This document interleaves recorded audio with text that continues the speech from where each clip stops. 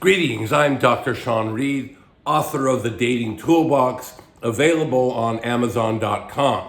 If you like what you hear and see in this video, please hit the like and the subscribe button.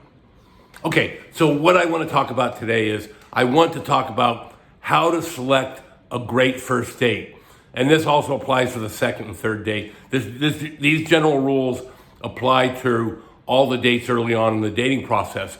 And what you need to understand is that early on in the dating process, a woman does not have high interest in you. She doesn't love you yet. So any little mistake you make is going to cause her to pull the plug on the relationship.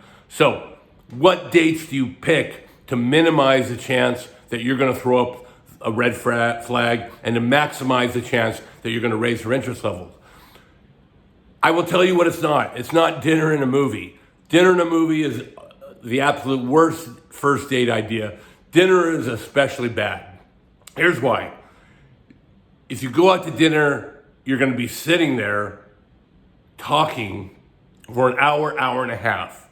And it's highly probable that you're going to say something to reduce her interest level. You're gonna say the wrong thing. I know, I'm very good at that. So I know that I want to keep myself in a situation where I don't say the wrong thing, and that's very difficult when you're out to dinner. So we don't do dinner dates because they increase the chance that you're going to say or do something that throws up a red flag, right?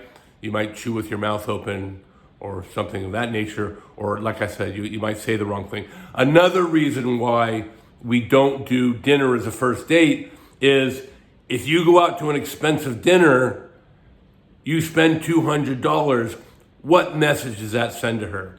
That sends the message that, hey, your value is higher than mine, so I have to pay to be out with you. I have to pay to be in your presence. And that sends the wrong message. Already, you're demonstrating lower value and you don't want to do that. By the way, it doesn't mean that the woman should pay for the first date. The man should always pay for the first date, pay for the first couple of dates, but you shouldn't do something that's expensive, okay? So what kind of dates should you do for the first, second, third date? You want to do action dates. You want to do dates where you're not sitting there for long periods of time where you can make a mistake. You want to minimize that chance, so you do action dates. So you go to the mall, you go miniature golfing, you go go-kart racing, you go play pool. You want to do something. Another thing you want to think about is you want to demonstrate excellence in her presence.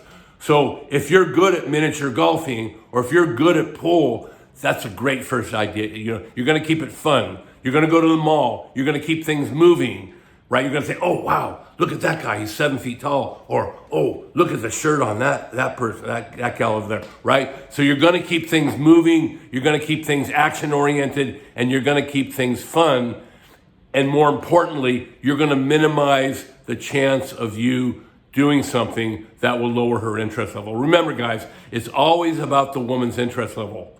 And what you need to do, the primary thing you have to do, especially early on in the relationship, is you have to raise her interest level. If you're sitting there at dinner and you say something stupid, even something about politics, right? You say something about Trump, you like Trump, she hates Trump, that's it, you're out. Interestingly, my wife and I, we have very different political views, but you don't talk about that early on in the dating process, and you don't put yourself in situations where you're prone to talk about that. So, early on, pick action dates, don't do dinner, don't do movies. You want to go to the mall, you want to go miniature golfing, you want to play pool, you want to go bowling, you want to, all these are great ideas for first dates.